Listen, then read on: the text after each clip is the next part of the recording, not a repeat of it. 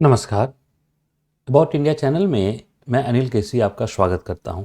About India channel का वास्तविक उद्देश्य भारत की संस्कृति, भारत की विरासत आदि से आज की युवा पीढ़ी को परिचय कराना है। और इसके अंतर्गत हम लोग आज जो श्रृंखला लेकर आए हैं वह रिचुअल्स के अंतर्गत हमने देखा है कि भारत में एक परंपरा जो है रही है, और वह परंपरा ये रही है कि हमारे समाज में पशु पक्षियों को अक्सर भोजन जो है वह कराया जाता है किसी न किसी प्रकार से। यानी जैसे गाय को रोटी खिलाना, गाय को जो है वह गुड़ खिलाना या गाय को केला खिलाना, इसके अलावा कुत्ते को जो है वह भोजन कराना, पक्षियों को जो है वह दाना देना, सांप को दूध पिलाना, इस प्रकार की तमाम प्रकार की जो है वह परंपराएं जो है वह रही हैं हमारे समाज में। आखिर इसके पीछे का तर्क क्या है कि हम क्यों पशु पक्षियों को भोजन कराते हैं? इसके पीछे का क्या तर्क है, क्या सोच है, क्या विचार था हमारे समाज का, हम लोग इसको जानने का प्रयास करते हैं। तो देखिए क्या है, अगर हम लोग गौर करके देखें तो पृथ्वी पर प्रथम जो हमारी पृथ्वी निर्माण हुई, उस पृथ्वी के ऊपर प्रथम जीव जो है वह लगभग जो है के लक्षण हमें 57 करोड़ वर्ष पूर्व मिलते हैं। यानी आज से लगभग 57 करोड़ वर्ष पूर्व हमें इस पर जीव जो है वह मिलते हैं। कुछ विद्वान यह भी मानते हैं कि यह 57 करोड़ नहीं होकर के 70 करोड़ वर्ष है।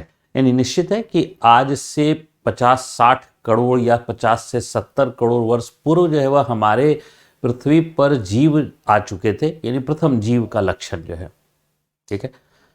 और अगर मानव की बात करें तो वह लगभग 2 लाख वर्ष पूर्व है, और कुछ जो है वह हाल के अगर शोधों को भी शामिल कर लिया जाए तो उसमें 10 लाख वर्ष पूर्व से ज़्यादा प्राचीन हम किसी भी स्थिति में मानव की उत्पत्ति को नहीं जो है वह समझ सकते हैं।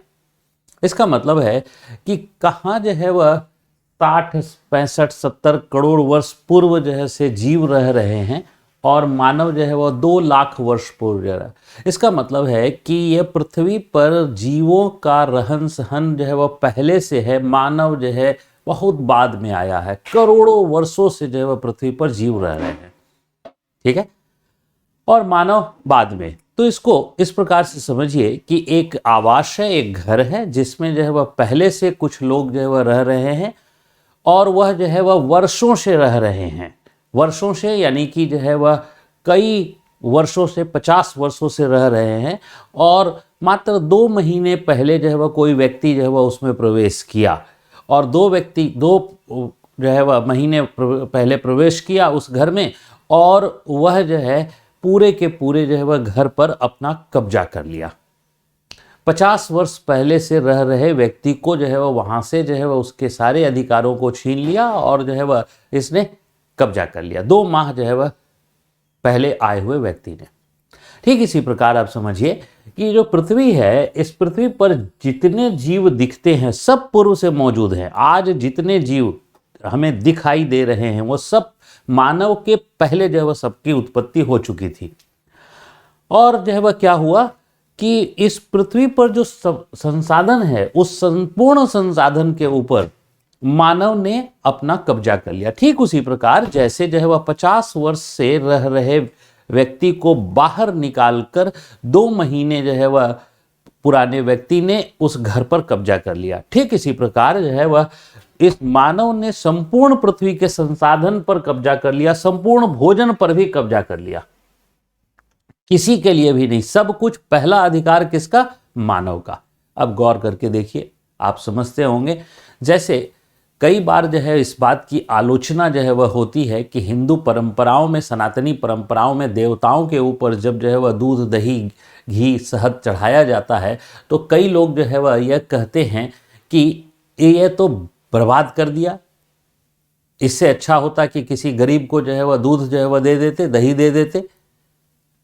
अब जो है वह ध्यान से समझने की जरूरत जो है वह है कि दूध और दही, तो गाय का दूध जो है वह एक्चुअल में ये मान लिया गया कि गाय का दूध जब तक मानव सेवन नहीं करे तब तक वो बर्बाद हो गया।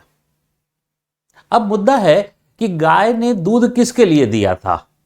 गाय ने दूध किसके लिए दिया था? जो प्रकृति जो है ने गाय को दूध देने का गुण दिया, ये किसके लिए दिया? मानव के लिए? या उसके अपने बच्चे के लिए, अपने बछड़े के लिए, अपनी बछिया के लिए?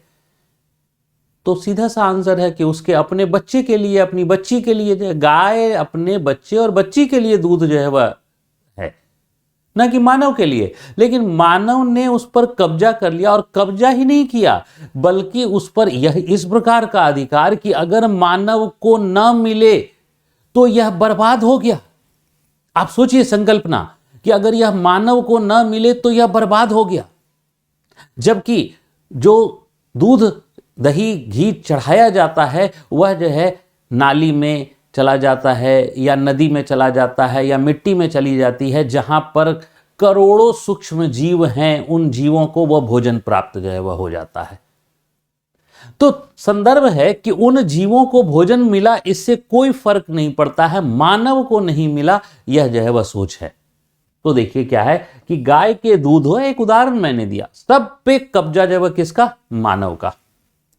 अब ऐसी स्थिति में जो है वह देखिए क्या है कि यह जो पशु पक्षी हैं, ये पशु पक्षी जो है वह भोजन के लिए मानव पर निर्भर होने लगे, भोजन के लिए मानव पर निर्भर होने लगे। और ऐसे जो है जो पशु पक्षी हैं जिन्होंने जो है वह अपने आप को पूर्ण रूप से मानव के ऊपर समर्पित कर दिया, उसमें से हम लोग जो है वह देखते हैं डोमेस्टिक जो एनिमल्स जो है जिसको हम लोग कहते हैं वो, और पेट एनिमल्स कहते हैं उसको। और पक्षियों में भी जो है वह कबूतर हैं, कौवा है, ये सब जो है वह ऐसे हैं जो पूर्ण रूप से मानव के ऊपर अपने आप को समर्पित कर दिया।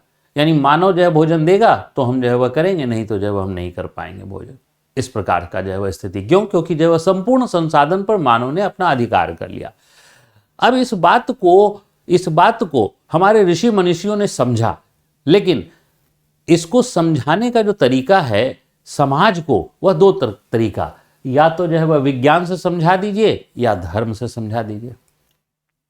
अब यह संभव तो था नहीं कि प्राचीन काल में जब हमारी परंपराओं का विकास हुआ, या आज भी, कि हम पूरे मानव जगत को विज्ञान के माध्यम से तमाम बातों को समझा दें।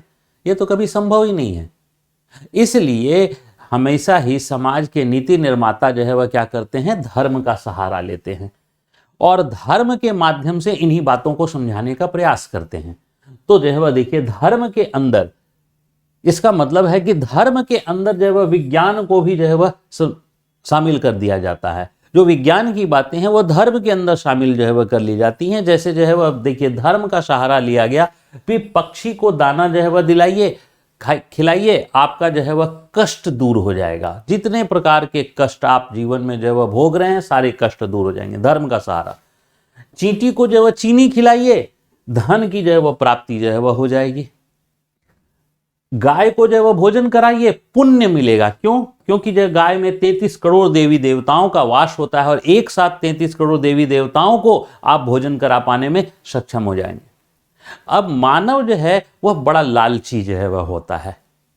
मानव को विज्ञान से मतलब नहीं है कि हमने पक्षी को भोजन कराया, चींटी को भोजन कराया, गाय को भोजन कराया, नहीं। मानव जो है वह लालची होता है। क्यों? क्योंकि मानव स्वार्थी जो है वह है, उसमें चाहे मैं हूं चाहे आप हों, हर जो है मानव। अब इसमें जो है वह देखिए क्या है, मानव को लगा कि अच्छा कष्ट दूर हो जाएगा, खिला दो। मानव को लगा धन प्राप्त हो जाएगा, खिला दो। मानव को लगा पुण्य में जो है वह मिल जाएगा, खिला दो। और इस प्रकार से मानव भोजन कराने लगा। वास्तव में हमारे ऋषि मनीषियों का उद्देश्य यह था कि सारे संसाधनों के ऊपर चूंकि जो है वह मानव ने कब्जा कर लिया है, इसलिए मानव जो है वह पशुओं को रिटर्न करे, मानव पक्षियों को रिटर्न करे। और इस प्रकार से रिटर्न किया जा सकता है कि हम गायों को जो है वह भोजन कराएं, हम जो है वह कुत्ते को जो है वह भोजन कराएं, हम जो है पक्षियों को जो है वह भोजन जो है वह कराएं। इस प्रकार से रिटर्न किया जा सकता है, ताकि इस प्रकार से जैव विविधता को सुरक्षित रखा जा सके, इस पृथ्वी को बचाया जा सके। यानी इसके पीछे की जो सोच थी वह जैव विविधता का संरक्षण और पृथ्वी की रक्षा की सोच थी। अबाउट इंडिया चैनल में इस श्रृंखला में यहीं तक, फिर मिलेंगे अगले अंक में। तब तक के लिए धन्यवाद, नमस्कार, जय हिंद।